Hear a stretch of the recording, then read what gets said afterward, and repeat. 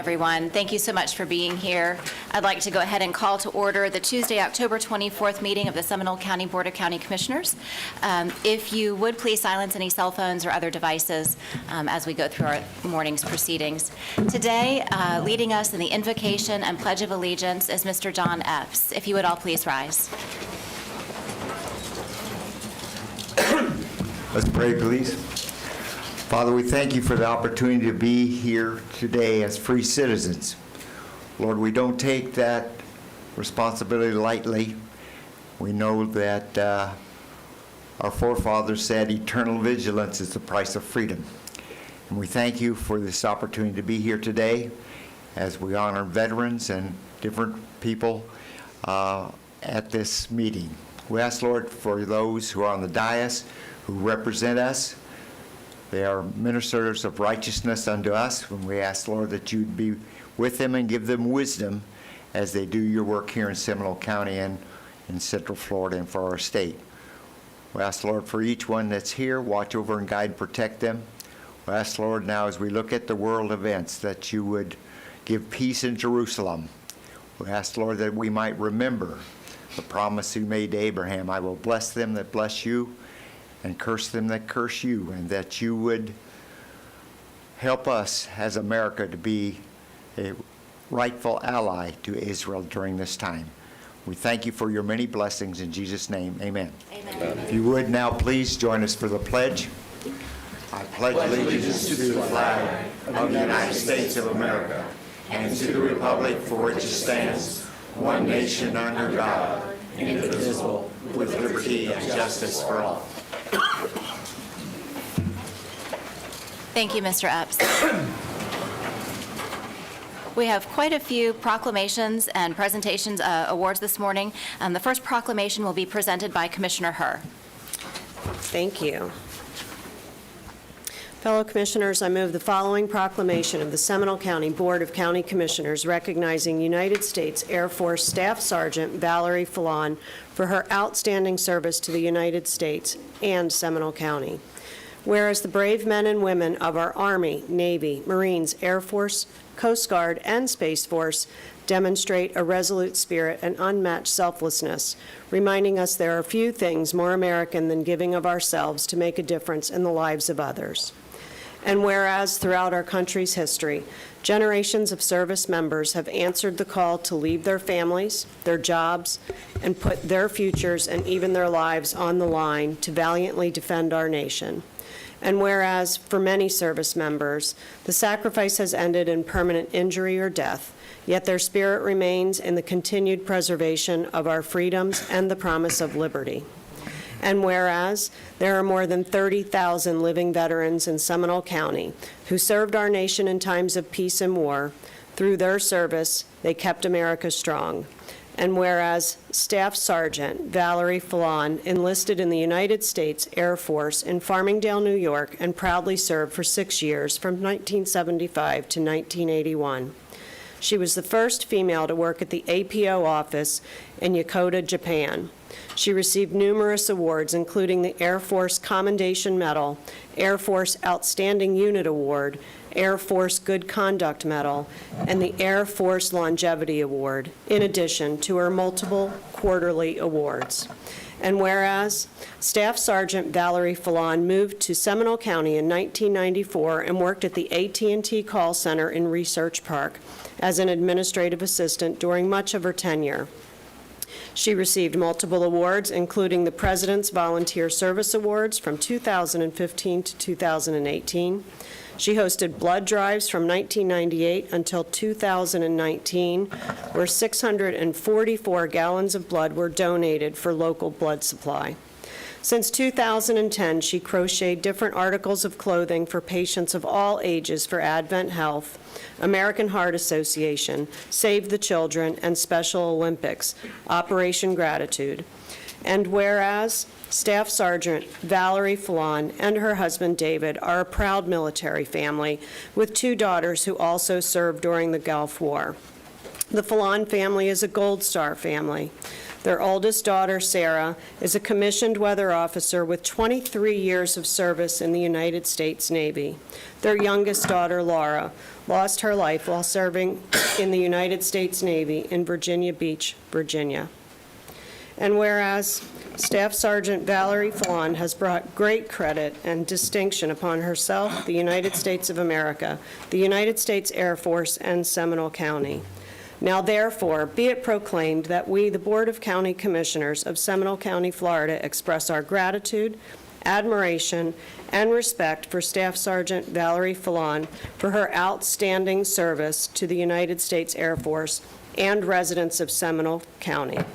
Be it further proclaimed that this proclamation is presented to Staff Sergeant Valerie Fallon along with her sincere congratulations and recognition of Seminole County's Veteran of the Month, adopted this 24th day of October, 2023. Second.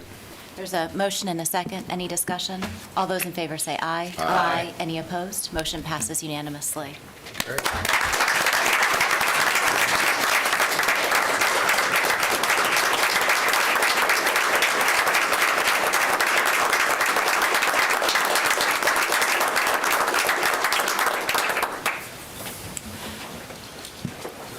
Staff Sergeant Fallon, if you would like to take a couple of moments to address the board or the members of our community who are here today, we would love to hear from you.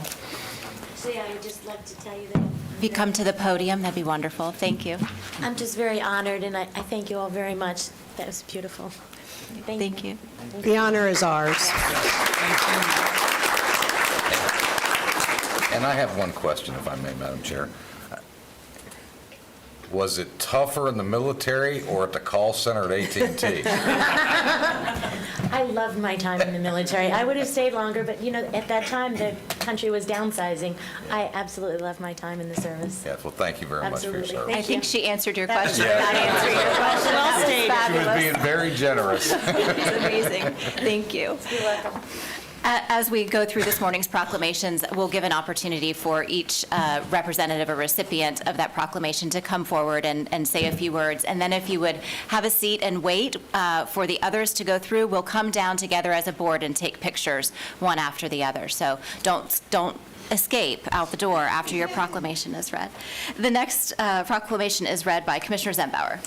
Thank you, Madam Chair. And as I begin to read this, it would be probably appropriate that we reflect upon what's going on in our world today, and that we ask that our military servicemen and servicewomen around the world that are now being deployed to places that we're yet to understand what might actually occur, that we keep in our prayers and keep in mind that the veterans of this great country are the reason why we're able to assemble here today and the freedoms that we have in this country.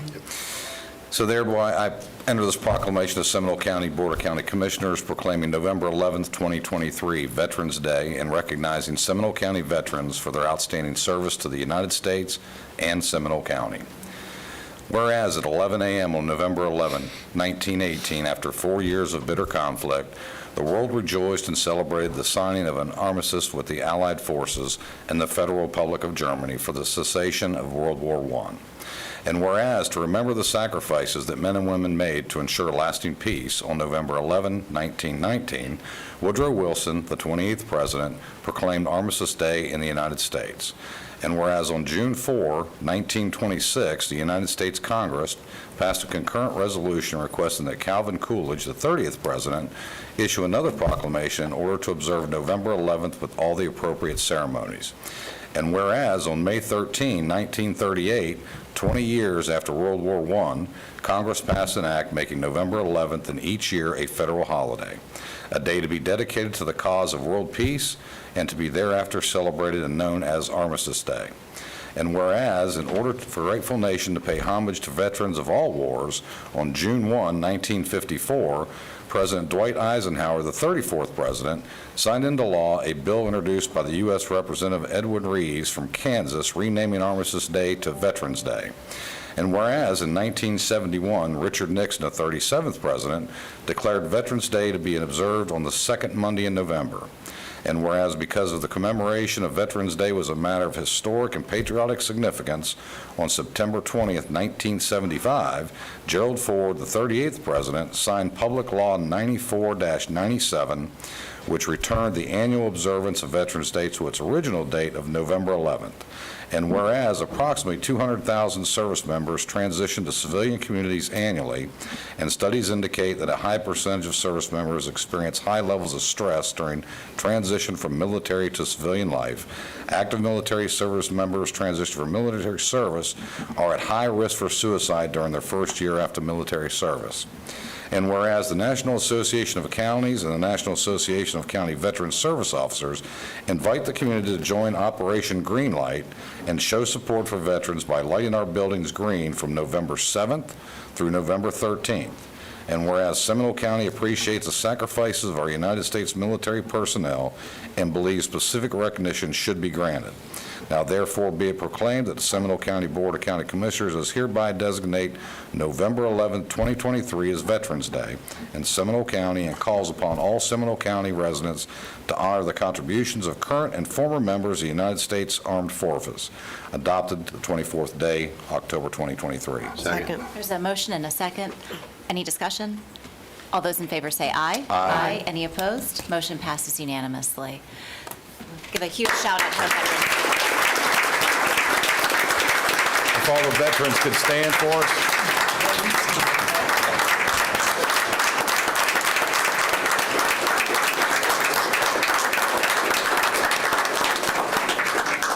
Mr. Althouse, if you would.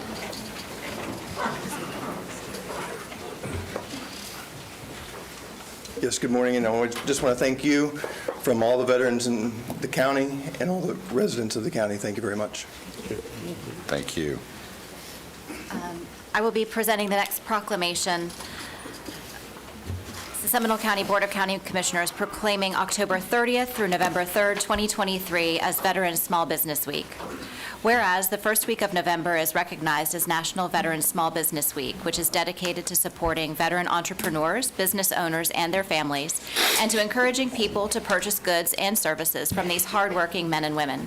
And whereas 1 in 10 U.S. firms is a veteran-owned firm, which employs over 5 million people. And whereas Florida has the third largest population of veteran-owned businesses in the United States, with 185,756 veteran-owned businesses in Florida, generating $57.7 billion in annual sales. And whereas Seminole County is home to more than 30,000 veterans and 625 veteran-owned businesses. And whereas the Florida Association of Veteran-Owned Businesses has over 450 veteran-owned businesses and patriotic supporters, which are non-veteran businesses, as members in their 5 chapters across the state of Florida. And whereas the Florida Association of Veteran-Owned Businesses is a nonprofit entity that advocates, educates, and connects our veteran-owned businesses to economic opportunity. And whereas Florida veterans and their families deserve our unwavering support and gratitude for the continued service to the United States through small business ownership and entrepreneurship.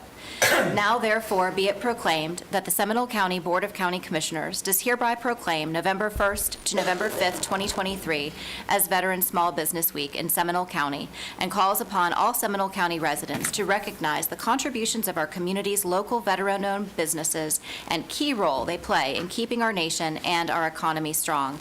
Adopted this 24th day of October, 2023. Second. There's a motion and a second. Any discussion? All those in favor say aye. Aye. Any opposed? Motion passes unanimously. Ms. Lake, would you like to come forward? And anyone else from your organization that would like to speak?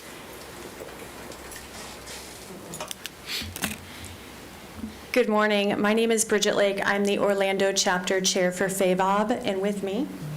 Good morning, I'm Trish Murphy, and I am the chairman for the organization, and I just want to say thank you. Supporting veterans is an action, and you have proven that this morning, and I just want to say thank you. Thank you so much. Thank you for Thank being you here. all. Thank you. Our next resolution is also presented by Commissioner Herr.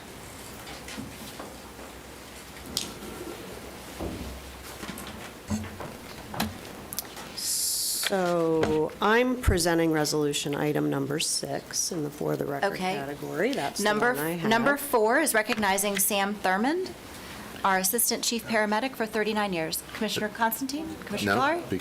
How about whoever has it read it? Madam Chairman, it is my honor to recognize this individual that served 39 years here in Seminole County.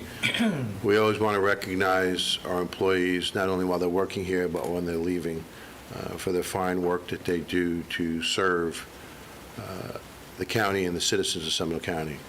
We have an individual here today that has served 39 years of true service in many different aspects of it. So with that, Madam Chairman, I have a resolution of the Seminole County Board of County Commissioners recognizing Sam Thurman, Assistant Chief Paramedic, Seminole County Fire Department, for 39 years of service to Seminole County government and its citizens.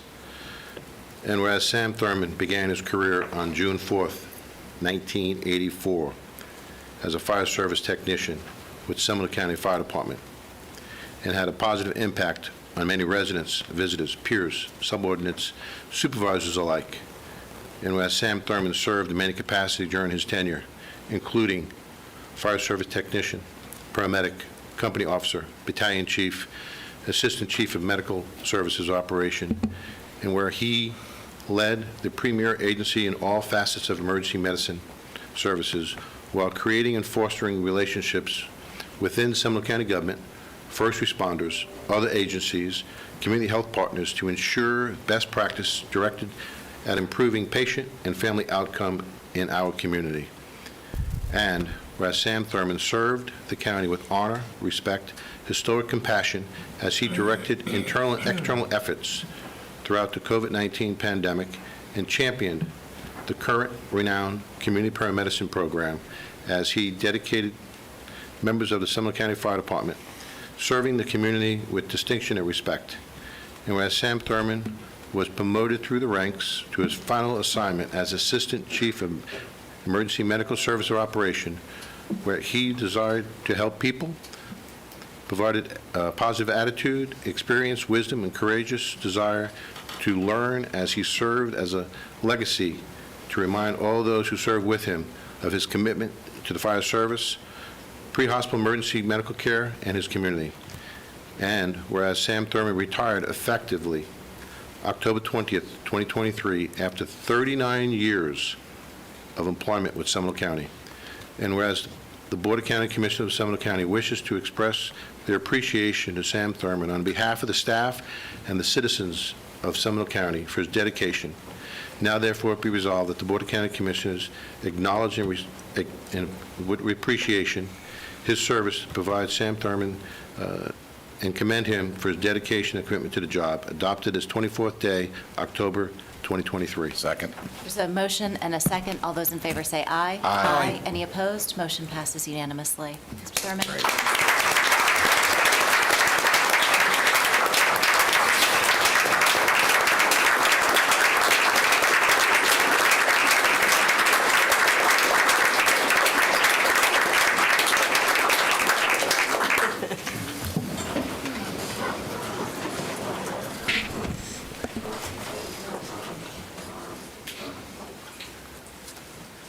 You get these when you get old, you know? First thing I'd like to say is, I was born in this building.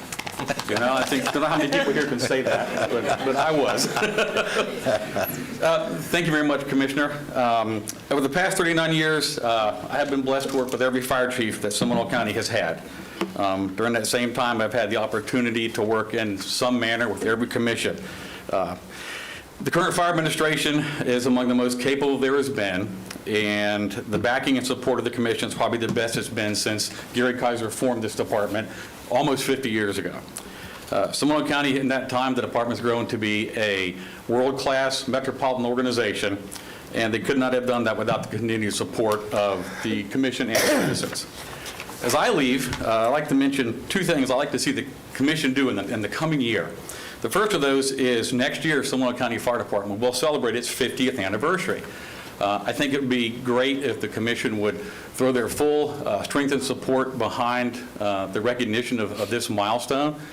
They have done many things in their relatively short time as a fire department that a lot of larger metropolitan departments have not done. And second of all, Commissioner Delory, you mentioned the community paramedic program. I was the one that was tasked with doing that about 2 years ago. I would love to see the commission consider expanding it and making it a permanent part of the department. In my office downstairs, every morning, every afternoon, the folks doing the community paramedic would come back and say that the impact they have managed to have on people. What they're doing is reducing 911 calls. It's bringing needed social care and medical call to the residents before they need to go to the hospital. And continuing and expanding that would be awesome.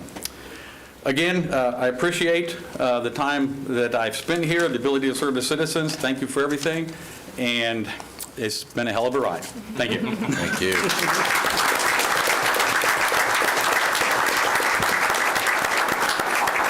Madam Chair, I have a question for the chief, please.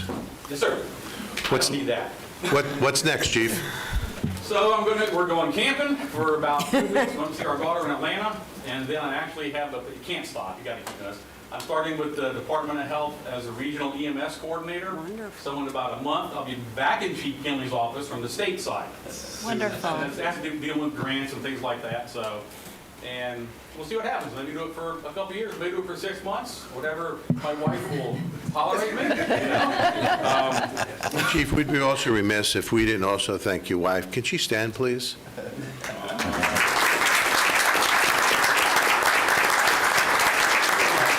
And Chief, I say that because so many first responders, both on the law side, fire side, it's the families that support the first responders that should also be recognized. So I wanted to make sure we thank you for your 39 years of service. Thank you. And patience. Thank you. Thank you. So resolution number 5 is recognizing Lee Bradley as the crew chief with Parks and Recreation. Wonderful first name, by the way. Before I do that, I just wanted to shout, since today is Veterans Appreciation Day, not only for our citizens, but small businesses, and certainly for each and every one of the veterans with Veterans Day. I was talking to our in-house curmudgeon, Bill Hyde, who reminded me to tell everyone what a great job our Veterans Office does to each and every veteran. So I wanted to give a shout out to them and what a great job they do too during this time. So I would like to move the resolution of the Seminole County Board of County Commissioners recognizing Lee Bradley, crew chief with the Parks and Recreation Division, Leisure Services Department, for over 38 years of service to Seminole County government and its citizens. Whereas Lee Bradley began his career as a maintenance worker 1 in the Parks and Recreation Division and quickly progressed to maintenance worker 2. And whereas Lee Bradley's dedication to maintaining the appearance and safety of Seminole County's parks landed him the position of lead maintenance worker at San Orlando Park within 6 years of starting his career with Seminole County. And whereas in 2006, Lee Bradley was promoted to crew chief of San Orlando Park and Seminole County Softball Complex. And whereas he has displayed the knowledge, skills, and ability to maintain athletic fields at the highest competitive levels. And whereas Lee Bradley will officially retire October 31st, 2023, after 38 years of employment with Seminole County. And whereas Lee Bradley's outstanding work ethic and dedication to the county's operations, made him an exemplary employee and teammate. In addition, his friendly demeanor and ready smile made him a joy to work with. And whereas the Board of County Commissioners of Seminole County wishes to express its appreciation to Lee Bradley on behalf of the staff and citizens of Seminole County for his dedicated service, now therefore be it resolved that the Board of County Commissioners acknowledge and appreciate the service provided to Seminole County by Lee Bradley and commends him for his dedication and commitment to his career in Seminole County government. Be it further resolved that this retirement resolution be presented to Lee Bradley along with our sincere best wishes in his retirement, and a copy be spread upon the official minutes of the Board of County Commissioners. There's a motion Second. and a second. All those in favor say aye. Aye. Any opposed? Motion passes unanimously. Mr. Bradley, would you like to come down?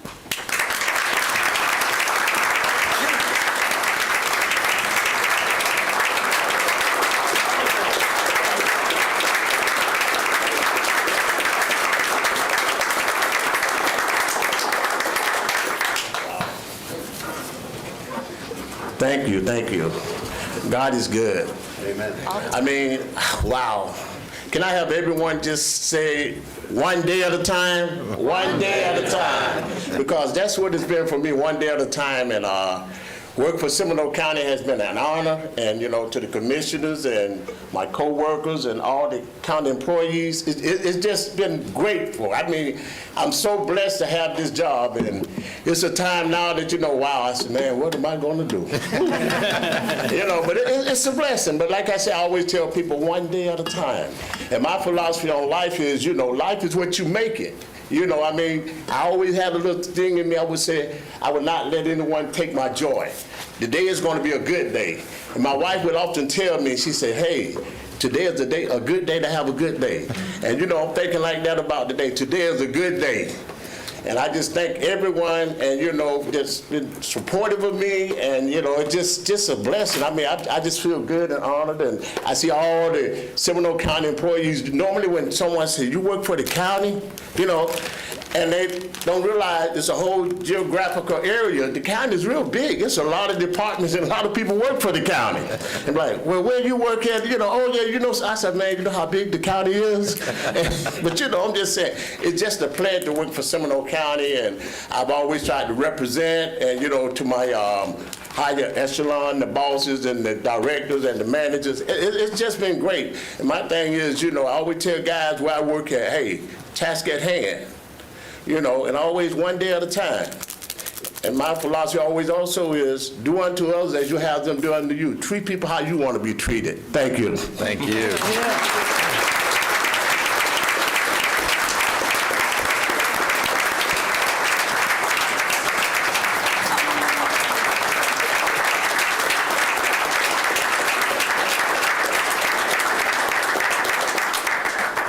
Madam Chair, Yes, sir.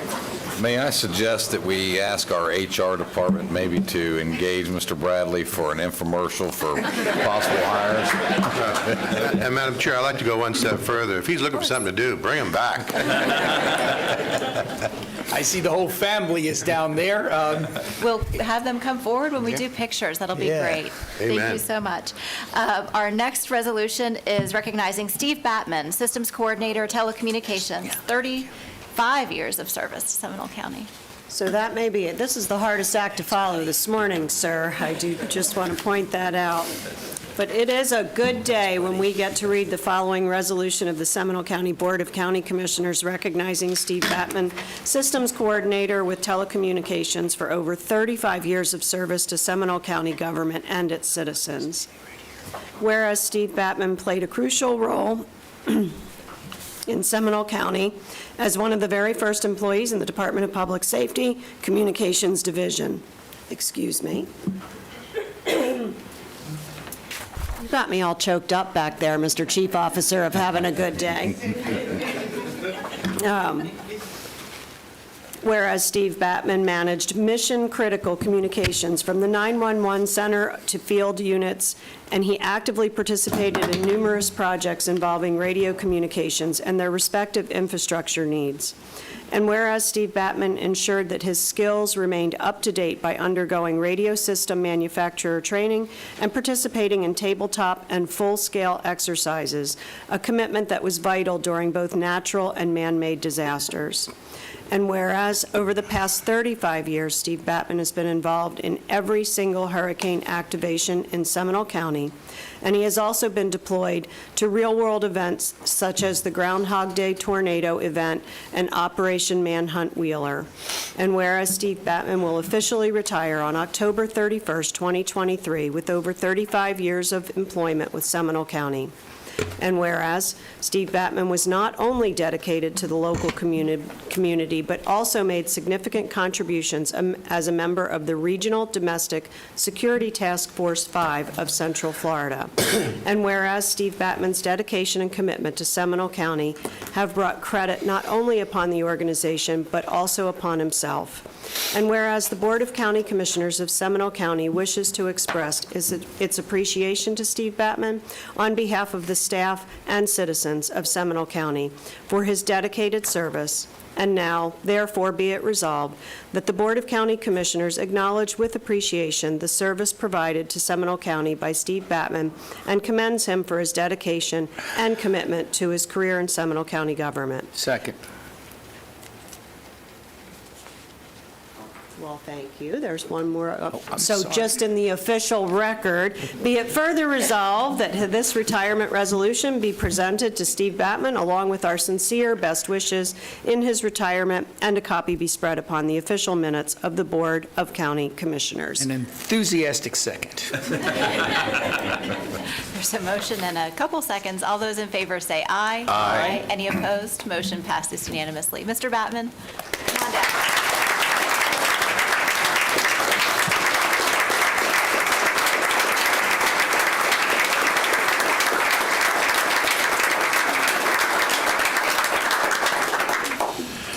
Well, I didn't want to bust any bubbles here, but it is Bateman. But Well, I was I've been called questioning the Batman it. for a long time, so it's okay. I will reread the entire thing for you if you make me. it's fine. I've been very blessed to be in Seminole County for all these years, and coming up from, I started as a telecommunication guy, and I'm going to end as a telecommunication guy. I've stayed in the same job, and every bit of the people that I've worked with, it's just been wonderful. And I wouldn't take away anything from what Seminole County has done for everybody, and what our own division, telecommunications. We are the guys that are in the background and nobody really knows, but when something goes down, you can't communicate, we're your guys. Including the fire department and the sheriff's office and all that. We kept them all talking. And I'm very proud of that, and I'm very proud of the people that I work for. Thank you very much.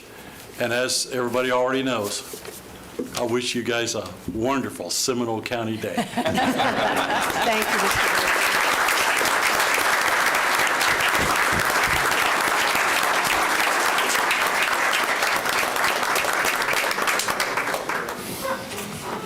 So I recall there being a bat drawn on materials that you would hand. Did you draw a bat, or you had a jacket or something that said Batman on the back? It did. So for the record, I didn't make up Batman. I just, You have to blame Gary Kaiser for that. Because okay, For 8 years that I worked for him, he always called me Batman. there we go. Always did, until he realized right when he was coming down here to be a county county manager. He goes, you know, all these years I didn't know your name was Bateman. And I love it. He's a great. That's awesome. Thank you so much for enduring our mispronunciation. Our next resolution is recognizing Melvin Barnes, right? Barnes, okay, cool. As program manager with GIS. Madam Chair, it's my pleasure to enter this resolution, and just a quick story. When I first was elected, and coming from the public sector, or private sector, I'm sorry, to the public sector, was quite a shock for me, and I had this grandiose idea that involved Melvin and his folks at his office, which was, I wanted to see a map of every parcel of ground that this county actually owned, not realizing how huge of a task that was. And Melvin and his folks came to my office, and I asked that, and I think the question was, well, Commissioner, how granular do you want to get? And I'm like, how granular can you get? But he's a very good man, a very kind soul. He's going to be missed here in this county. Thank you for indulging me in my very first weeks of an elected official and not saying, where'd this nut come from? So thank you very much. With that, Madam Chair, this resolution of Seminole County Board of County Commissioners recognizing Melvin Barnes, Program Manager, GIS Seminole County Information Technologies, for 30 years of service to Seminole County government and its citizens. Whereas Melvin Barnes began his career as a part-time graphics technician with the Seminole County Planning and Development Department on July 12, 1993, and prior to that served as a part-time student assistant in the Comprehensive Planning Division of Seminole County. And whereas Melvin Barnes, prior to holding his current position as GIS Program Manager, was promoted through the ranks as a planning technician in 1993, senior technician in 1998, and senior coordinator in 2000. And whereas Melvin Barnes was instrumental in instituting numerous programs and improvements to include the creation of a countywide mapping database and the implementation of handheld collection data apps that improve field operations. And whereas Melvin Barnes has worked with the county emergency management team to acquire damage assessment software in order to expedite storm response within the county, and was part of the 2010 and 2020 redistricting process that leveraged mapping technology to ensure the county was able to meet the demands of the citizens and comply with federal guidelines. And whereas Melvin Barnes has held several valuable roles throughout his career to include being a member of the Florida Urban and Regional Information Systems Association, and whereas Melvin Barnes will retire effective October 31, 2023, after 30 years of employment with Seminole County. And whereas the Board of County Commissioners of Seminole County wishes to express its appreciation to Melvin Barnes on behalf of the staff and citizens of Seminole County for his dedicated service. Now therefore be resolved that the Board of County Commissioners acknowledge with appreciation the service provided to Seminole County by Melvin Barnes and commends him for dedication and commitment to his job. Be it further resolved that this retirement resolution be presented to Melvin Barnes along with our sincere congratulations and best wishes of future prosperity. Adopted this 24th day of October 2023. Second. There's a motion and a second. All those in favor say aye. Aye. Any opposed? Motion passes unanimously. Melvin.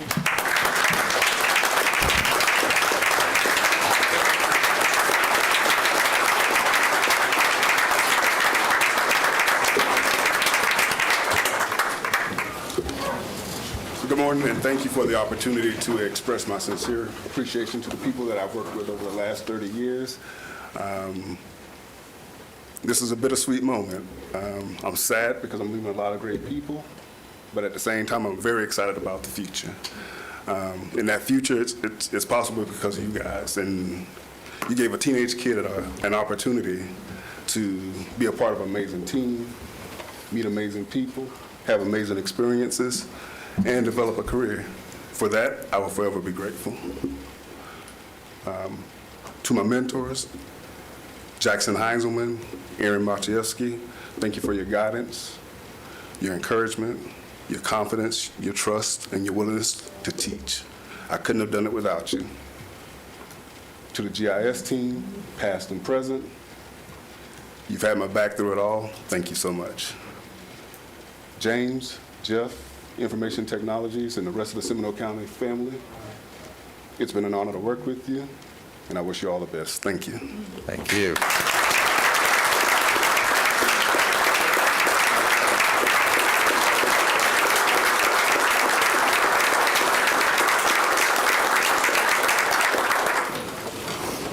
Excuse me, Madam Chair. Yes. I can't tell how many times, or I can't count how many times that I've asked for a map, I've asked for more details, I've asked for partial information. The list goes on and on and on. And Melvin, you've always come through. Your whole group has always come through, but you've always been in my office now, as Commissioner Zimbauer talked about. You know, do you really want that information? How deep you want to go? And your positive attitude has always been there on so many different levels. And your can-do attitude outshines the task that you've always been asked to do. And every time that we've asked something, you've delivered it more quicker than anyone could ever imagine. And I sincerely thank you helping me. I sincerely thank you for helping the citizens here in Seminole County in all the different departments. Your dedication to the job is phenomenal. You will be missed. I will miss you. I wish you the best, and God bless you. Our next resolution is recognizing the 50th anniversary of St. Stephen's Lutheran Church. Thank you very much, Madam Chair. And this is a beautiful day of recognition. Also on the consent calendar, which we will not read, are the 50th anniversary of the Rotary Club of Lake Mary and the 150th anniversary of the First Methodist Church of Oviedo. All of these different organizations do such a great job. And I will tell you, I was at the celebration of St. Stephen's Lutheran Church this past Sunday. They had over 250, nearly 300 people there, and I know that they had a wonderful time. I believe that Carolyn Champagne is here to receive this resolution, and we are so proud of the service that they have performed throughout the years. There's a resolution of the Seminole County Board of County Commissioners celebrating St. Stephen's Lutheran Church 50th anniversary. Whereas in the year 2023, St. Stephen Lutheran Church commemorates 50 years of service to the community of Seminole County, Florida. And whereas on October 14, 1973, 139 people joined together and chartered the congregation worshiping at Christ Church Episcopal in Old Longwood. And whereas St. Stephen Lutheran Church has played an important role in the lives of its members and in the community through their Neighbors Program, Better Living for Seniors Program, Meals on Wheels, feeding the homeless at the Coalition for the Homeless, and supporting the Christian Sharing Center. For the past 10 years, St. Stephen Lutheran Church partnered with Stepping Stones Early Childhood Center to provide educational opportunities. And whereas St. Stephen's Lutheran Church has and continues to be a congregation that reaches out beyond the community to serve others by sponsoring missionaries, world hunger programs, relief programs with supplies for those in need, and multiple mission trips through both within the United States and abroad. And whereas over the past 50 years, St. Stephen's Lutheran Church has been a vibrant ministry that gives the opportunities for youth and adults to grow in their faith and spiritual journeys. Now, therefore, be it resolved that the Seminole County Board of County Commissioners hereby recognizes St. Stephen's Lutheran Church for 50 years of service to the community and the people of Seminole County. Second. There's a motion and a second. All those in favor say aye. Aye. Any opposed? Motion passes unanimously. Congratulations.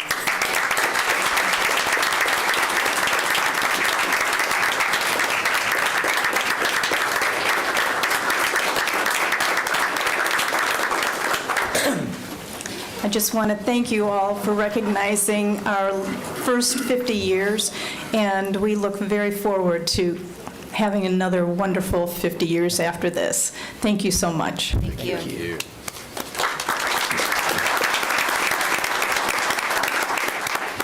So this is where our chaos coordinator comes in very handy. So we're going to come down and have the first proclamation. The people who are related to that proclamation come forward. We'll take a picture together, hand you the one that you can take to go, and we'll go on through the next several agenda items. So be sure you have whoever is on your team, your family, your people that want to come down and be in the picture, have those folks ready to roll.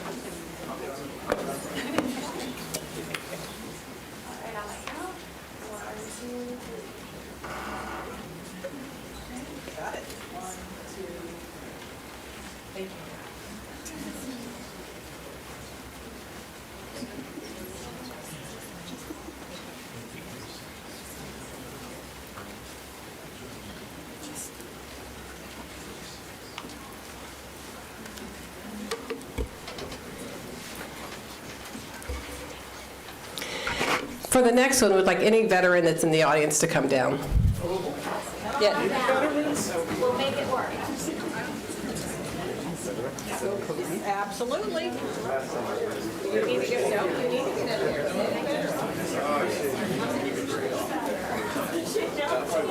It's a crowd. I know, right? We'll find our heads somewhere. All guys are back. You know it works.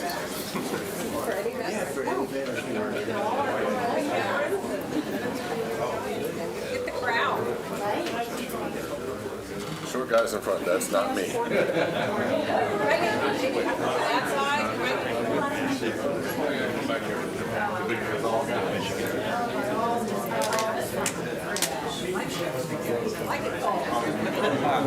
no, you need me in the front. No. Get us in the butt. Get me in the butt.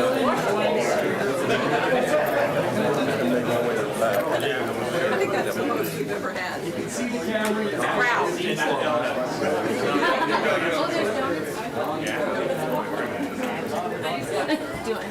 If they're still out there, they work. Right on my count. Sound good. No. 1, 2, 3.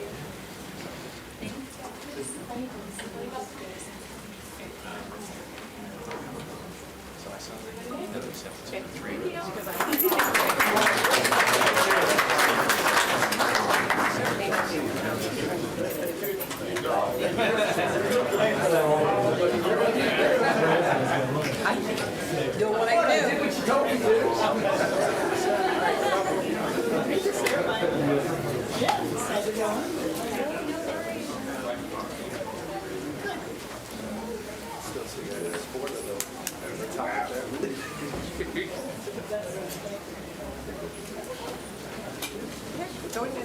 You want to be in this picture too? Yeah, it's for the display. Yep. Bridget, I'm waiting for you to be in the middle, and then I'm ready.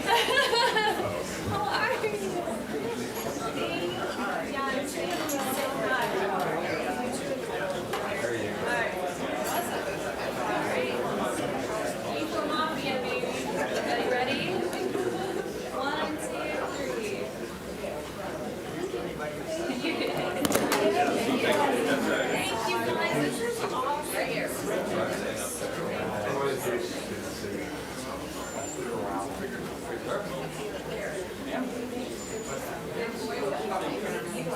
Thank you very much. Thank you. Thank you. Thank you. Thank you, sir. Oh, okay. You got right in.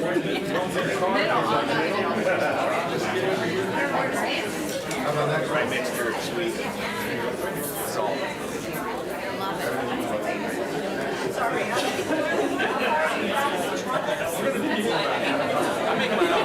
Ready?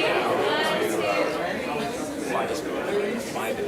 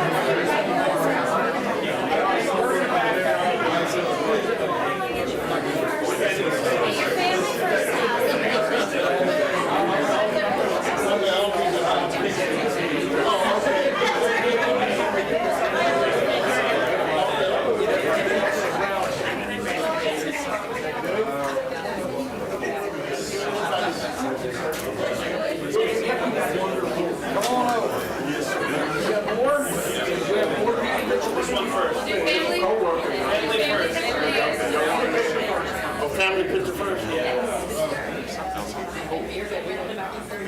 Okay, ready? 1,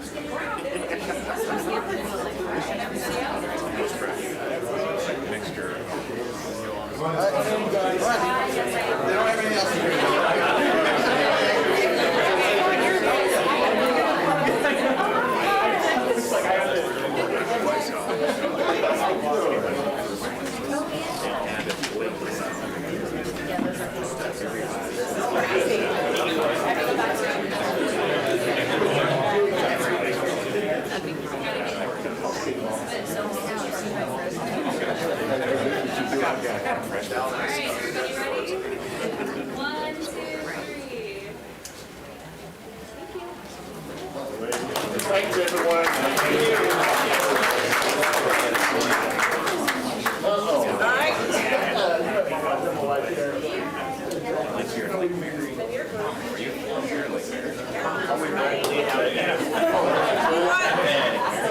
It's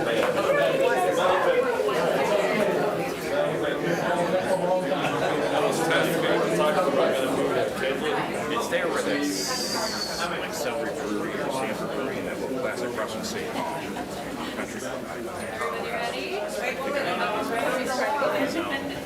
Butcher shop. He wrote his own steaks. Ready? 1, 2, 3. Wait, Triple tail. Things in there.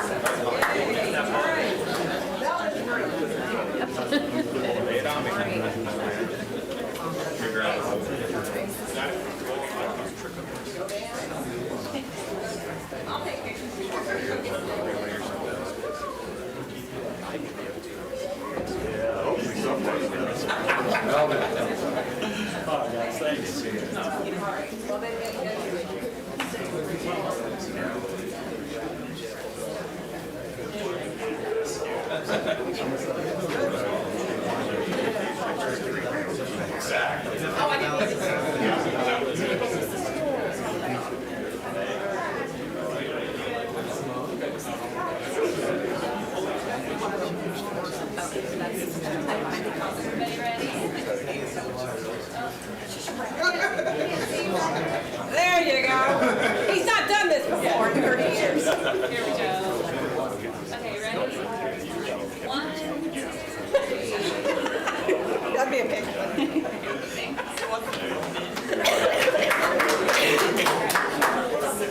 All right.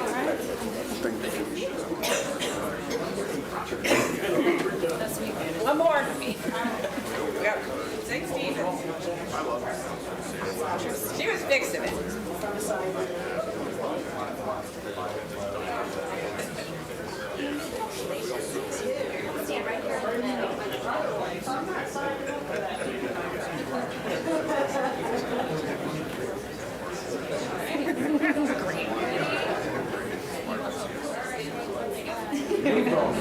One, two, three. That top myself was not as successful.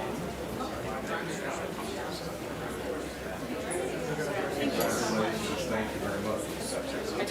It'd be like 2 or 3. Place is emptied out.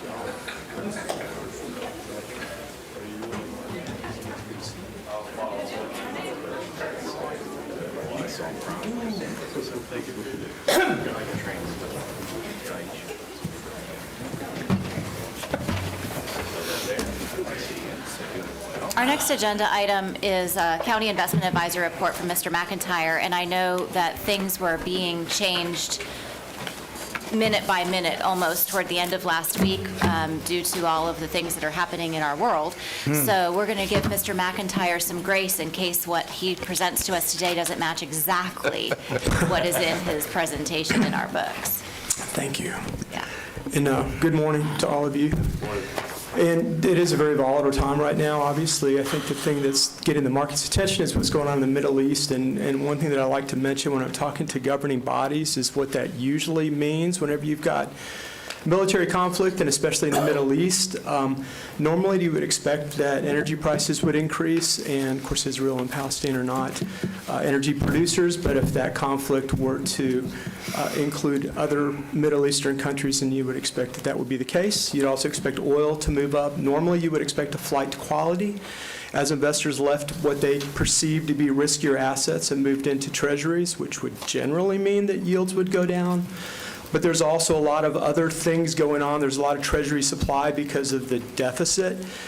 So the supply is coming into the market even if there is more demand. So we're not really sure where yields are going to go. And of course, this is a very developing issue right now. The Fed meets next week, Tuesday and Wednesday. The expectation is that they are not going to raise interest rates this time. I don't believe they're going to raise interest rates again. I think they would rather just move to the sidelines and let what's going to happen without the Fed being part of that story. The story includes a government shutdown potentially, and I think that potential is probably there, but I also think that on November 17th, the likelihood is that there will be another continuing resolution, and we'll just punt this mess down a couple months and deal with it later again. At some point, we're going to have to start to address those deficits, though. GDP growth in the third quarter was a lot stronger than people expected. If you go back 2 quarters, the expectation was that third quarter was going to be negative. Most economists believe we would be in recession by this time. The reality is that growth in the third quarter may have been as high as 5%. I don't know, without having a couple of hours to explain why that's the case. That simply is the case right now. I changed up the one graph that I have in here, the inflation graph, to show you that the red line is core consumer inflation. It continues to move downward. It's still about twice where the Fed would like it to be. The blue line includes energy prices, and of course energy prices have been elevated, so headline CPI is actually moving a little bit higher. I think the Fed feels comfortable that the core is moving downwards. So again, I think that will give them the ability to step to the side and allow things to do their work for them. I should mention that there is a lot of break going on in the economy. Home affordability is the lowest it's ever been in history. Of course, as we approach 8%, home prices, are elevated, but also mortgage rates are elevated, and we're looking at almost 8% on the 30-year. So that has had a tendency to keep home buying at a minimal. And then also I like to mention that when the Fed raises rates, they want to stop or limit or restrict credit. And, I was looking at the prime rate the other day. It's 8.5%. You sort of think of prime rate as the borrowing rate, but prime rate is actually a base.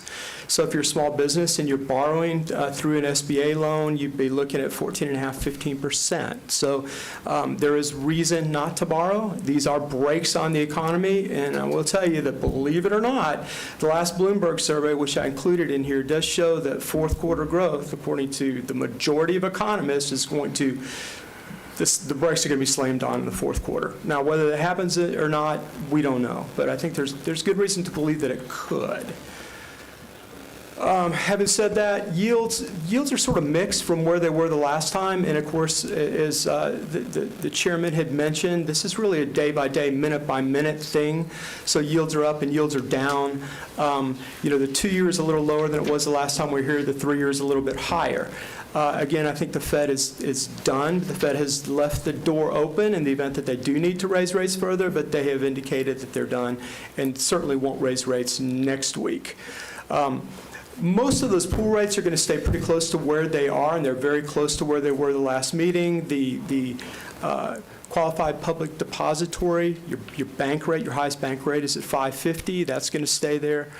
So, I do believe that there's going to be a lot of movement, but for right now, it looks close to the same as where it was, sort of holding pattern for a lot of things right now. I'm not going to go through this. I would encourage you to take a look at it. The first line that's been highlighted, which I know everybody can't see from the screens, is the expected 74 U.S. economists, their expectations for fourth quarter growth. The median forecast is 0.7. Like I told you, the third quarter is tracking right now at above 5%, so that's a pretty abrupt downshift. They don't see recession, but they see getting pretty close. Take all this with a grain of salt. They have been wrong the better part of the last 4 years. But I think that the other thing to focus on is the 2-year note yield that's highlighted down there at the bottom, and most economists believe, as they have, that the yield is near the peak and will continue to be lower. So again, one of the strategies that we're trying, we're balancing liquidity right now because it's that time of year, but we would like to be able to take some maturities when they're available and move them out on the curve and lock them in for a little bit longer period of time if indeed we have reached the peak. So upcoming maturities, you do have a meeting, I think it's the 14th of November, so we're not going to address the last 2 maturities on the list. Those first 2 maturities were actually purchased with the idea of spending the proceeds. They were staggered out to meet your cash flow, so those will be spent. The $10 million that's maturing there next week can be reinvested. I had talked with the folks in the clerk's office, and they feel comfortable right now reinvesting that. And to the extent that we can, I would like to move out as far as we could and lock in a 5% plus yield. It looks like we can probably do that as far as out as October of 2026. Knock on wood. I'm not sure if that will be higher or lower when we actually go through the process, but that's what my recommendation is. And then we'll address those other maturities at the next meeting, which is a shorter meeting. I think it's in 3 weeks. So we'll take one step at a time. But this is a volatile time. There's a lot going on. We're watching the portfolio. Basically, safety is going to be the first issue. Transparency is very, very important at this time, I think. And I'd be happy to answer any questions that you guys have. Any questions for Mr. McIntyre? Madam Chairman, motion to implement the recommendations by our financial advisor based on the report submitted and recommend the clerk implement said board recommendations. Second. All right, so motion by Commissioner Delary, second by Commissioner Zembauer. Any further discussion? All those in favor say aye. Aye. Any opposed? Motion passes unanimously. Thank you so much. We appreciate you being out there for us and keeping all eyes on what's happening. Absolutely. Thank you all very much. You know what I find ironic about part of this presentation was the mortgage rates at 8%. When I bought my first house, the Carter administration was in office, and I paid 18%. Me too. I remember that. And we had mortgage insurance, so if you refinance at some point, you got something back. That's right. So things have it's, changed. for those that weren't around then that might be listening, it's all going to be okay. Yep. This too shall pass. Well, and And refinance as soon as you can. That's right. I'll add to that. I mean, it wasn't that long ago in 1996 when my husband and I bought our first house. The rates were 7 3/4. Right. So we've been here before in the not too recent past. So We have. Yeah, but Zero's not normal. no, No. no, So zero is not this is normal. maybe not the new normal, it is normal. That's an essential point. That's right. Thank you so much. Moving on to our consent agenda, we have the opportunity for the public to participate. If anyone is here who would like to address the board, it's my show and tell. There is a yellow form out in the lobby if you would like to speak, and a green form out in the lobby if you would like your comments read for the record by the members of the board. They'll be passed down the dais, and if you would like to fill out that form, if you haven't already, and provide it to our team down here at the front desk, we'll make sure that we let you address any items on the consent agenda that you wish to address. So pursuant to Florida law, the public has a right to be heard on all propositions except when the Board of County Commissioners is acting on ministerial or emergency matters or conducting a meeting exempt from Section 286.011 Florida statutes. Public comment time on propositions shall be 3 minutes for individuals and 6 minutes for group representatives. The right to be heard during quasi-judicial hearings is governed by Florida law. The public will be provided the opportunity to be heard on non-agenda matters at the end of the meeting, which is at the end of our 1:30 meeting. Proper decorum will be observed. In accordance with the operating policies and procedures of the Seminole County Board of County Commissioners, Section 2.175, Public Participation Before the Board, comments shall be limited to the subject being considered by the board. All public comments shall avoid personal attacks, abusive language, and redundancy. Disrespectful, rude, irrelevant, or slanderous remarks or disruptive behavior may subject the individual to removal from the board chambers, and the chairman may curtail repetitious comments. Is there anyone from the public who has submitted a form that would like to speak? Is there anyone here who would like to address the board that neglected to fill out a form? No? Okay, we'll close public comment. The county manager's consent agenda items are number 10 through 28. Are there any changes or modifications? Madam Chairman, just one addition under the county manager's consent agenda is 16A that we've added. Okay. And that's all I have. Any items that the board would like to address separately? No. Commissioner Constantine and then Commissioner Zembauer. If there are no items that they wish to discuss, I would move consent agenda items 10 through 28, including 16A, and the constitutional officers' consent agenda 29. Second. There's a motion by Commissioner Constantine and a second by Commissioner Zembauer, and someone just ran their yellow form down the aisle, so that's okay. If you would please, we'll go ahead and reopen public comment. All right, Mr. Akil, Ekamovic? Please get my first name right. My last name's a real doozy, though. I am aware of that. It's not a Smith. And which item are you here to speak on? I actually just wanted to follow up with what the gentleman about the economic presentation was saying. I happen to be a mortgage broker. The only point I wanted to make is that I'm starting to see a lot more people doing cash-out refinances. I see a lot more people getting into debt. Just thought I would make that point because that wasn't addressed. And I don't know if that affects the way the decision-making is made with the council, but just thought I'd bring that to your attention. Seeing a lot more of it. Don't know if that's a good thing or a bad thing. Good for me, not so much maybe for the country, but just my 2 cents. If you would state your name and address for the I'm record. sorry, where are my manners at? This That's is my okay. first time. My name is Keela Chimovich. I live at 134 Leah Avenue. I live here in Seminole County, and that's in Longwood. All right. Thank you so much for being here this morning. No problem. We'll reclose public comment. We have a motion and a second. All those in favor say aye. Aye. Any opposed? Motion passes unanimously. Thank you so much. Don't try to steal this. Item number 29 is the constitutional officer's consent agenda. I don't recall that that was, We did. It was was that included. included? All right, thank you for catching that. Our next item, number 30, is actually a work session presentation, a presentation/work session. We're calling Yes. it whatever we want to call it. We're getting there. Regarding an economic development strategy presented by Andrea Wesser-Bronner. And do you have anything that you'd like to say? Thank you, Madam Chairman and Commissioners. Yeah, just briefly, as Ms. Wesser-Bronner is getting her presentation loaded, when we brought Ms. Wesser-Bronner on, I had asked her to go and visit every city, the school board, the Seminole State College, as well as our business community, to really talk about what we've done economic development-wise here in the county over the last decade. And I've tasked her and her team to come up with some strategies over the next couple of years and actually meet with each one of you as well to talk about, with your guidance as well, how we move forward. So that's the purpose of this work session. I think she's met with each of you. As we go through this, we'll be looking for comments from the board, yay or nay, or go left or go right.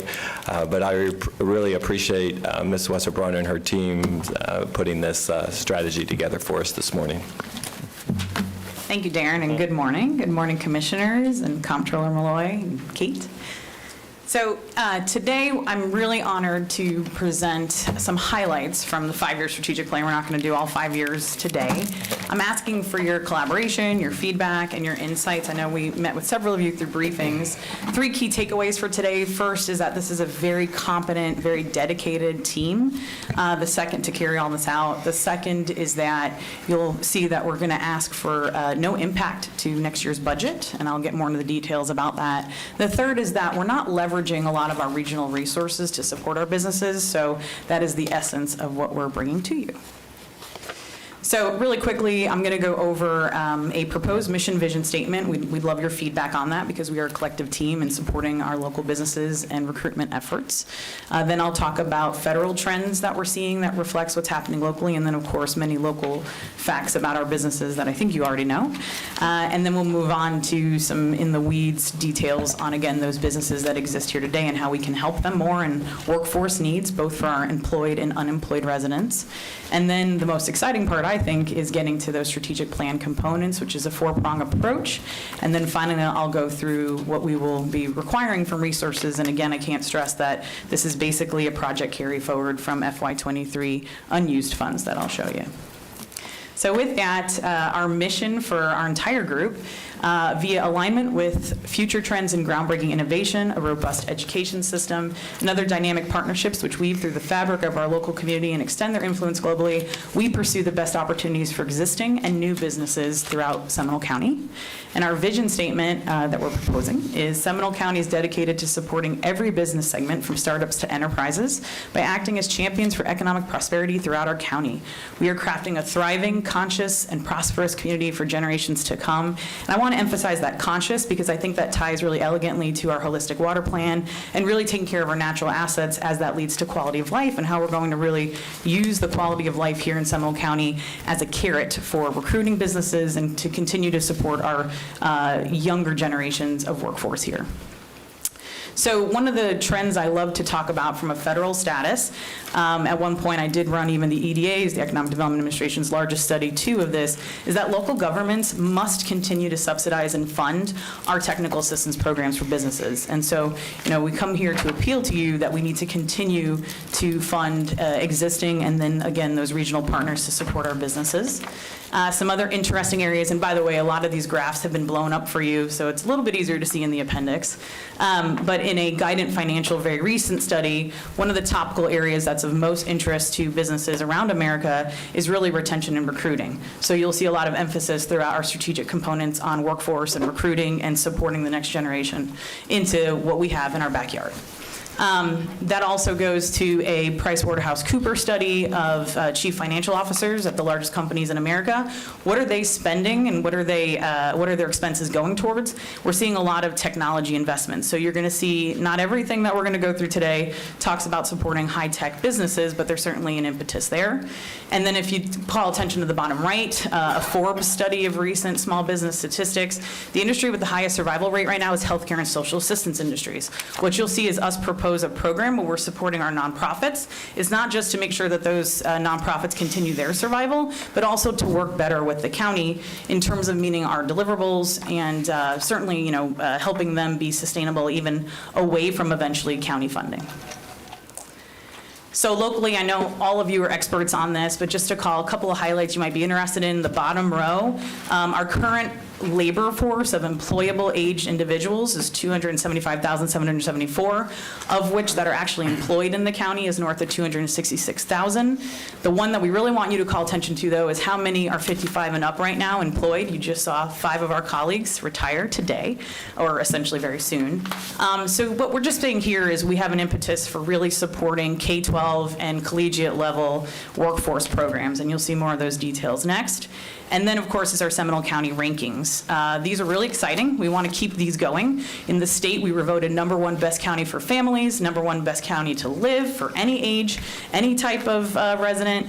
And I also want to call attention to the #2 best county in the state for young professionals. We want to keep these rankings going. And again, this is a quality of life rank or statistic or fact that if our programs highlight this, this is, again, very attractive to business recruitment strategies.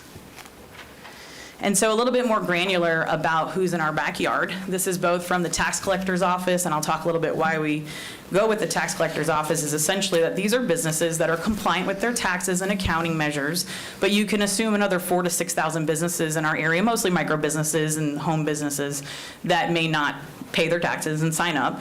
We do want programs that support those, and I'll get into those later as well, so that they are accounting and certainly known by the county so we can get in touch with them. But there's about 23,000 of these businesses.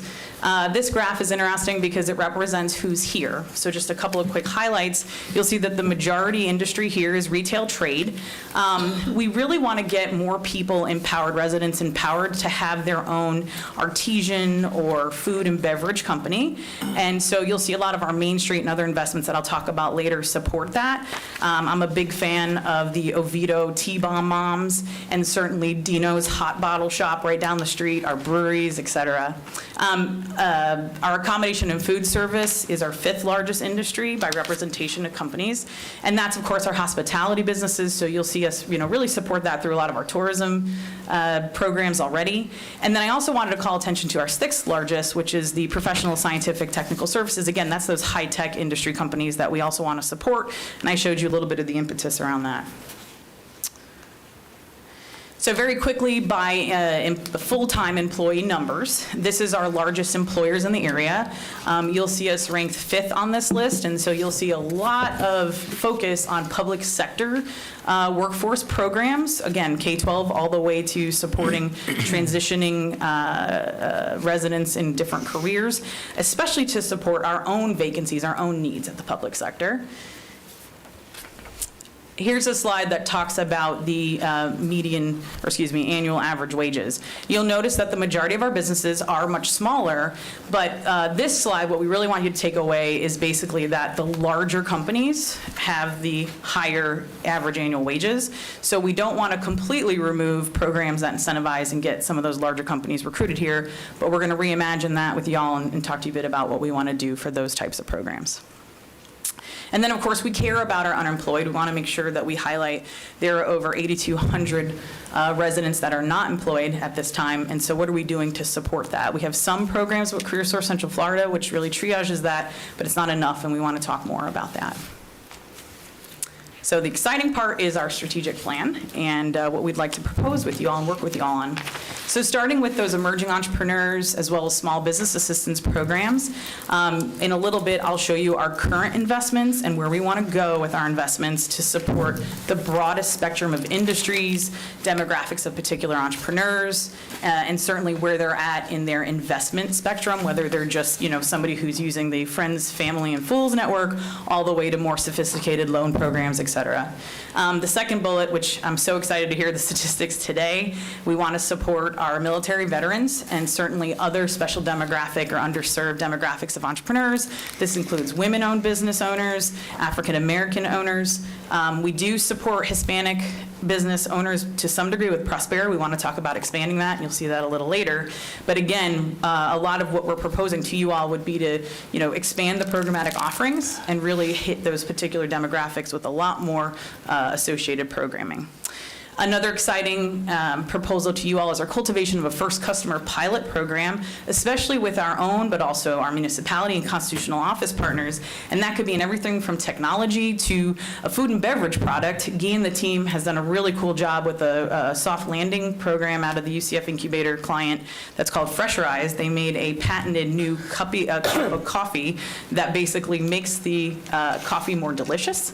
And we've really been supporting them with, boosting their sales, helping with export, et cetera. We want to really expand that by bringing them into our own Parks and Rec concession stands, et cetera, et cetera. So how does the county leverage our resources to support our local businesses even more so? And that goes hand in hand with collaborating with the University of Central Florida and Seminole State on emerging intellectual property or any kinds of patentable ideas, designs, et cetera, that we could also weave into what the county and our partners do. And then, as I mentioned earlier today, we really want to support our nonprofits through a business technical assistance program that already exists in our region through the Edith Bush Institute that's called Empowering Good, and it's been very successful so far with other counties' companies, so we want to make sure that we're doing the same with our nonprofits. And then to support our mid and large scale businesses as well, we'd like to develop in coordination with the Chamber a business innovation group. We're kind of calling it a think tank where we would meet quarterly to really get to know our large scale companies. So I know I've spoken to several of you of, what's Deloitte up to or what's Verizon up to? Because they really, we haven't worked enough with them to bring them into the folds of what our community needs, whether it's from a talent pipeline or a great idea is, getting more volunteers from their corporate social responsibility areas to help at the animal shelter. I want to get more of those folks to Allen Shop, et cetera. And so this gives us a chance quarterly to check in on workforce needs, again, corporate social responsibility, export, and several other needs that they have. Another area that we're very excited about, which is another regional partner, the Corridor, would be what's called Senfluence. It's an industry cluster initiative. This enables us to really highlight very particular, normally in the high-tech space, existing, mid to large scale companies and how we can help them better with grants, again, exports, opportunities to promote them, work more with Diane's team and get more of these products procured by the county and our municipality partners, et cetera. I mentioned the pilots and some of the other projects we could do, but another big highlight is our workforce development investments. We just made a huge investment in Seminole Commits with Seminole State. We want to leverage those programs and those investments to make sure that we're helping our local businesses with their workforce needs. So speaking of that, as I mentioned, one of the biggest points that we want to work on is fulfilling our own vacancies and our partner municipalities' vacancies. They're all very similar, whether it's water services, GIS, right? We have a big loss at Melvin. How do we fill those shoes, et cetera? And so what we're proposing is a couple of areas that focus on different aged residents. Starting with the K-12 population, mostly high school, we propose something called the Public Sector Career Academy, where we bring kids here for 2 to 4 weeks, and they moonlight in every different department and division of the county so they understand what public sector jobs look like. We'd also love them to meet with you all so they see the political side of it as well and think about running for office someday.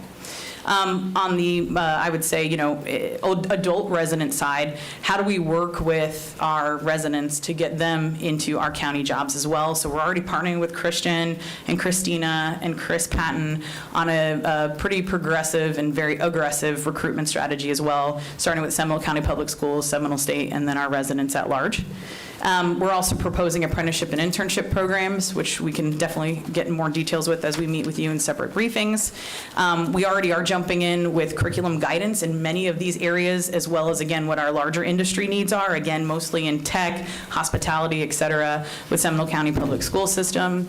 And then, of course, we want to expand on our relationship with CareerSource Central Florida, who's already leveraging TANF and SNAP and WIOA and many, many federal dollar streams to support especially those unemployed residents or our very low-income residents into jobs that bring them to higher wages. And then finally, and I'm hoping it didn't surprise anybody because I know we talked about this in the briefings, now we get to the business recruitment strategy, right? There's so much more to ED than just bringing in big companies all the time. So the first one we'd like to propose is the creation of a soft landing program. We'd like to target the airport area first. Again, we would work with the Sunfluence program, my second bullet, which really focuses on those high-tech areas, whether that's in verticals like education, technology, and learning science, clean tech, and renewable energy. We'd love to see aviation and aerospace and maybe even the space economy being brought out to SFB. But what we'd really like to do is bring especially European, South American, Caribbean, and Asian companies here to start their American headquarters. And then also the third bullet, what we'd like to really do is understand, so I appreciate hearing everybody's GIS stories, especially Commissioners Zembauer and Delari. We'd like to continue that effort at looking at our larger land masses, even understanding who those privately owned parcels are, not for us to purchase, but to be a resource to those incoming companies so that they know, hey, I need a 60-acre site. Is that even possible for us to host here in Seminole County? And so we really want to know our assets and also be the first point of phone call for any of those landowners, right? Do you have a company that might want to buy this from me? And just be a trusted resource. And then I'm going to get into the next slide about incentives. We're going to propose some new strategies on financial incentives, but I hope you see that a lot of what we're doing here are the shared non-financial incentives that we could be providing to these businesses. And last but not least, we'll continue our partnership with Orlando Economic Partnership, but we want to have some additional reporting requirements with them and work with them closely at the hip. We're currently in negotiations with Seminole State College where Guy and the team is currently shopped out at Heathrow to basically have an economic development hub office, and we'd like to have OEP start coming up here once a week to meet with potential companies that would be coming in and work with us more. So from a financial incentive standpoint, as we said, we'd like to come back, and I've talked to many of you about this already, but reimagining our jobs growth incentive. In a couple of slides, I'll show you that the biggest reimagination would be how we're doing reporting with them. Once they are telling us, okay, we did create the jobs, we want more skin in the game, we want more proof of that, but from the minute we're recruiting them, we really want them to work with us in the community, and I mentioned a little bit of that, and I'll get more to that with the non-financial incentives next. From a non-financial standpoint, we're hoping to do more expedited permitting for companies that are coming in. As I mentioned earlier, we can definitely be doing a lot more with procurement. When I talked about the soft landing program earlier, especially in the education technologies, learning science vertical, we have contracts already because of the incubator and other programs with UCF and Seminole State, and we're working on some big programs right now in this proposal with Seminole County Public Schools. We'd like to ask them to actually sit down with their procurement team, not saying that they'll make a definitive decision to work with that company, but as we bring in soft landing programs, we want them to at least talk to these companies and see what they have, starting with educational tech. Downstream, we can talk about facilities, clean tech, and other verticals as well. Again, we can certainly help with the talent recruitment assistance because we're funding workforce programs, so we know the heartbeat of what those companies need and then what we can invest into training programs. And then, of course, some of the other areas that we have oversight of at the county are mass transit solutions, right? If a company needs more routes or if they need a particular, like what do they call it, the Ocelot, the smaller links vans, so it just all the investments we make in transportation, are we meeting the needs of larger employers here today? And then I mentioned the social responsibility support. We'd love to get more involved with these companies and their CSR requirements because the county has an awful lot that we do for the community in turn. So last but not least, on the budget side, here is today all of the investments we make. And, to be honest, it's a smaller list. So what we'd like to propose to you is a much wider breadth of supporting the companies and these nonprofits that do a lot of small and large business assistance. And I went through a lot of what these partners would do. And as I mentioned, we would have some very stringent reporting requirements and also be tied at the hip with our partners more. And so that starts with quarterly progress reports as opposed to an annual report check-in. Again, we want to look at key client metrics. I've done a lot of work in this space in my years in this area.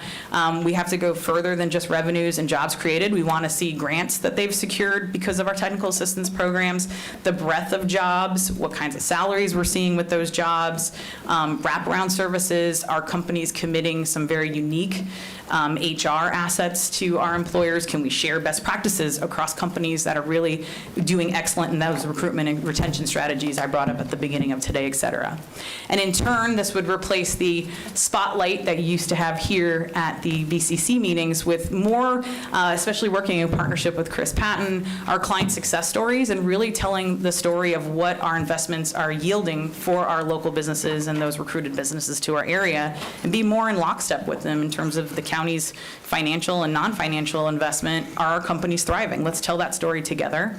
And then, of course, we want to meet with them regularly so we, again, see the trends and what business types and what types of entrepreneurs are out there, so obviously we can change or add new programmatic offerings. We also are looking for monthly check-in webcons with these partners so that we have more real-time data from them, so not just requiring those quarterly progress reports, but again, knowing what's going on with our companies at all times. Did they have a tough time with permitting? Did they have a tough time with procurement? Are we having some great successes and there's something we're doing great in those departments that we need to continue doing for other businesses? And then, of course, this really helps us be close to the vest on hiring our local talent, and working with SCPS, Seminole State, et cetera, and again, those investments that we're making. So last but not least, just to make sure I was clear on what we're asking of you all, in terms of what you like from, what we presented. If there's everything you liked or parts of what you liked, we'd like to come back to you in December with agreements with a lot of these regional partners. And probably the most exciting is that we are using already budgeted, unused, unclaimed jobs growth incentives from FY23 and a project carryover. So we're not asking for any impact on the FY24 budget. And finally, because I love KPIs, I love desired outcomes, there's many metrics we think we could be looking at to see if our work has achieved higher quality of life, more job opportunities, higher annual wages, et cetera, for our residents. And so these are some of the areas we'd love to explore with you all. And again, very, very open to hearing what you think and how we can collaborate with you. So thank you for your time. Very well done. Commissioners? Yeah, Commissioner Zembauer. Thank you, Madam Chair. Thank you very much for this presentation. I think this is a good start. Okay. I specifically am interested in the metrics and seeing what is really happening. And that seems to be something that we have not tracked. I think if you would ask anybody here what the ROI has been on any of these, they would go, don't really know. Yep. Or we're relying on the partner to tell us what it really is, and whether that is true serum answers or not, it's a whole nother matter.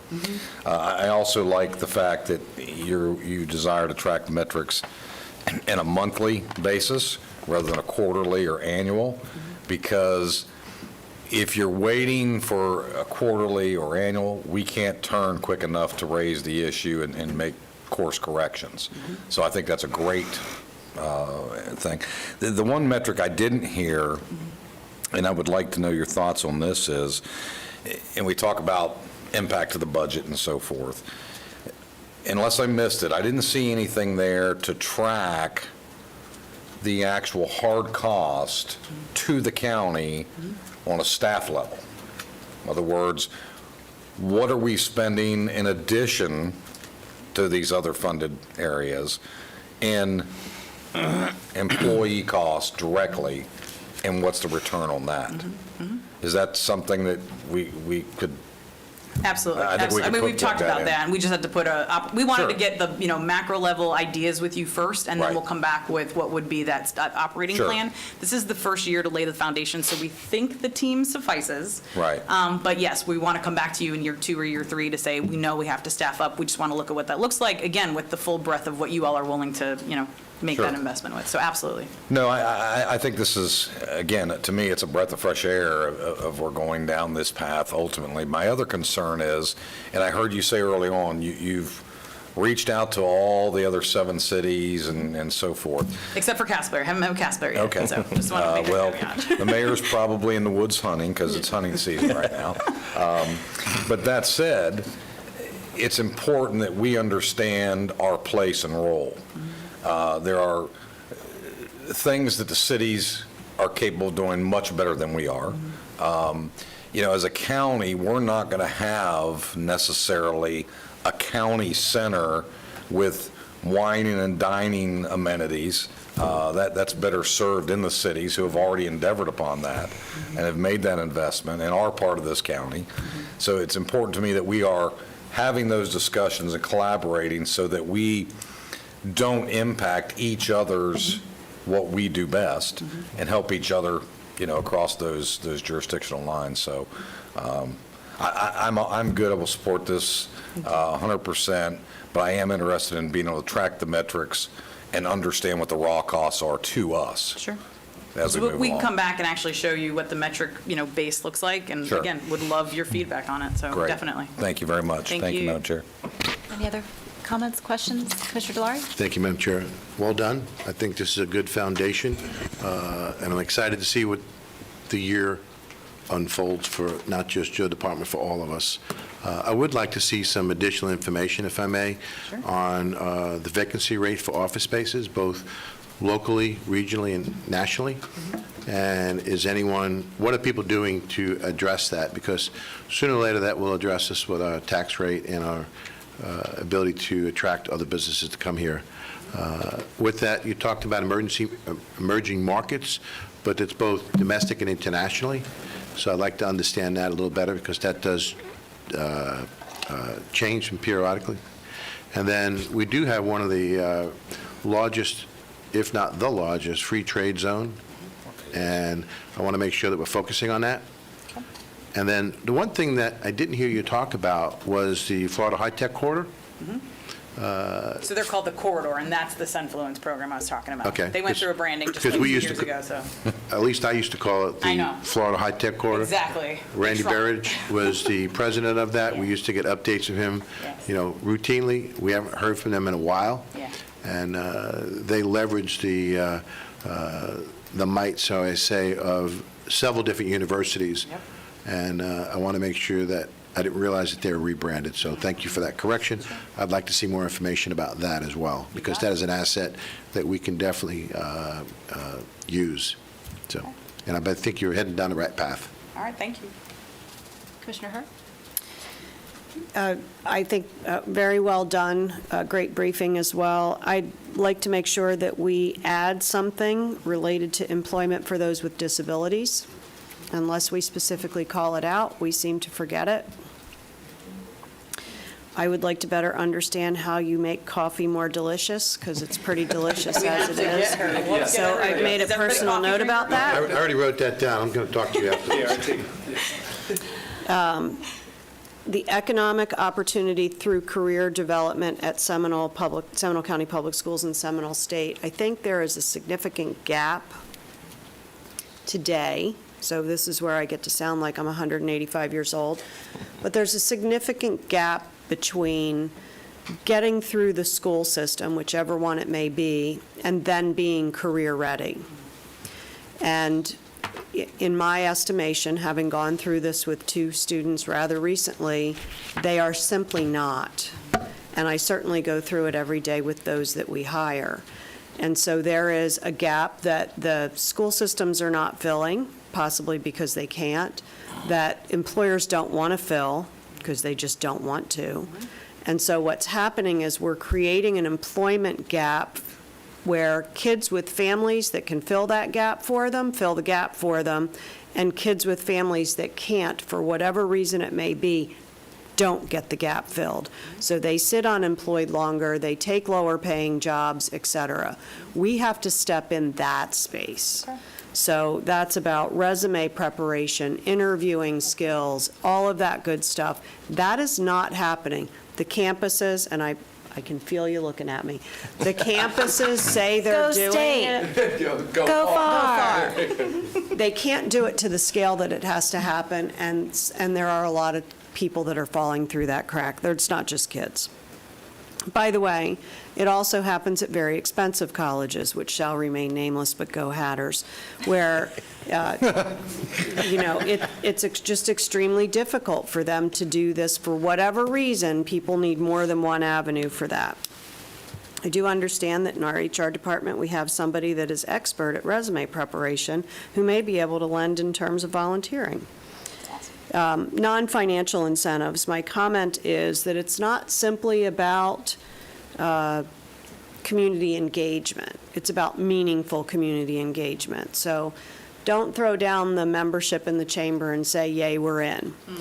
We want time, talent, and treasure, so that the people that we move here, that we pay to move here, actually become immersed in the community, and it happens by virtue of that engagement.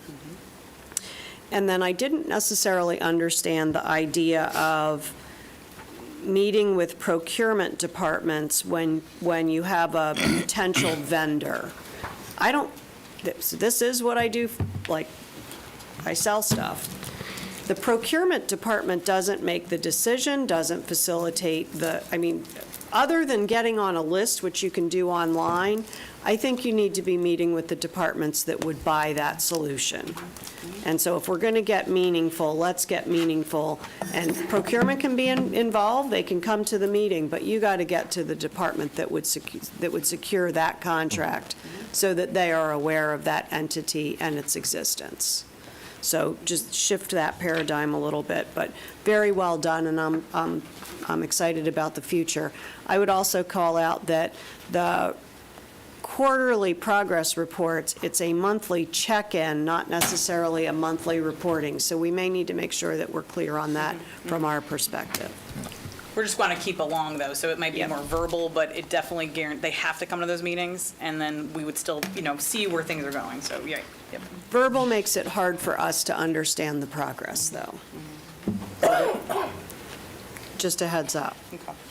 Commissioner Constantine? Thank you. Well, thank you very much. I also say well done.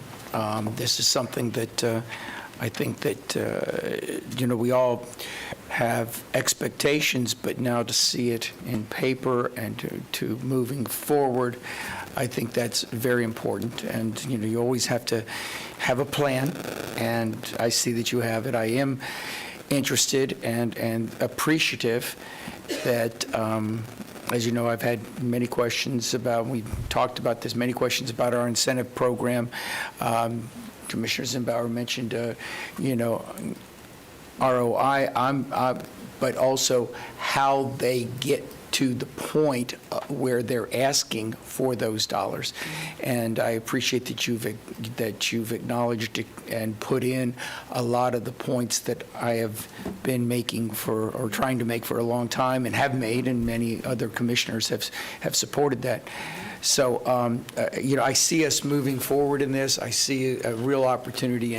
And when you have it on paper and you have a plan, I think that that's wonderful and moving forward, and something that we can then take out to the community and articulate, as opposed to just, saying, hey, as I recall many times, people saying, hey, we're open for business. No, what we're here for is we're trying to get the right business at the right time in the right place. So, thank you. Thank you. So I will add my kudos, but I'll also say that my conservative nature gives me a little bit of heartburn when we talk about government stepping in these gaps. That's not to say that the gaps don't exist and that someone doesn't need to fill them. I just want to make sure that we are being very strategic and helping to support the businesses who will help stand and fill those gaps. Because one thing I've learned in my various roles in government over the years is we don't always, present company excluded, we don't always do things in the most efficient, progressive manner. And I don't ever want people to look at government as being a replacement for for the good work and the progressive work that small businesses are doing and large businesses are doing in this economy. We need businesses. Business drives this economy, not government. That's my little speech. Now I'll step down off my soapbox. I do want there to be some coordination, if we can, with Richard Sweat from Dot Decimal.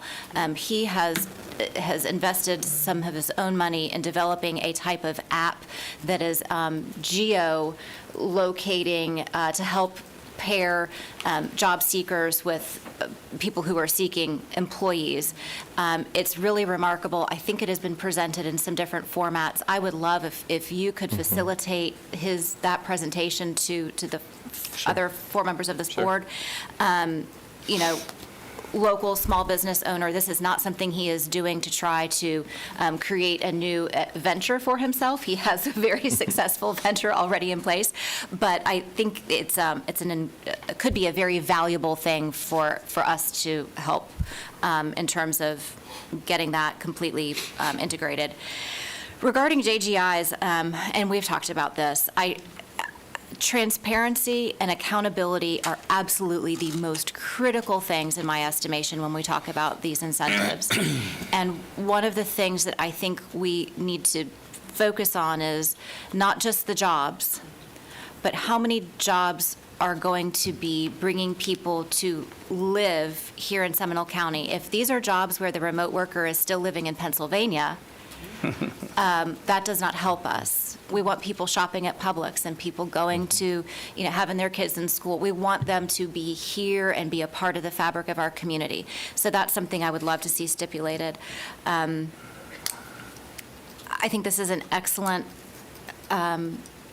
shot at looking at that 5-year strategic plan is really wonderful. Good work.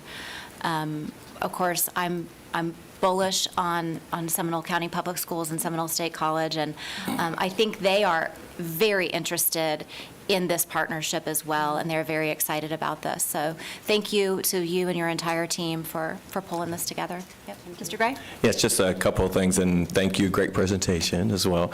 And that's what we were looking for, just some feedback from you all, is like how we are moving forward. Someone told me a long time ago, if you don't have a plan, you're going to end up somewhere, right? So to have something down, as Commissioner Constantine said, on paper, that tells us where we're going to go in the future and how we're doing. And as Andrea and Guy and the team work with our partners on a monthly basis, we actually are also going to be coming to you on a quarterly basis to give you updates. And how we do that is something that we can talk about, whether we want to in a board county commissioners meeting, we may want to do that a couple times a year, but actually keeping your offices involved on every step of the way on how we're working through this to ensure that we're still heading in that right direction and planning appropriately. So appreciate all your feedback.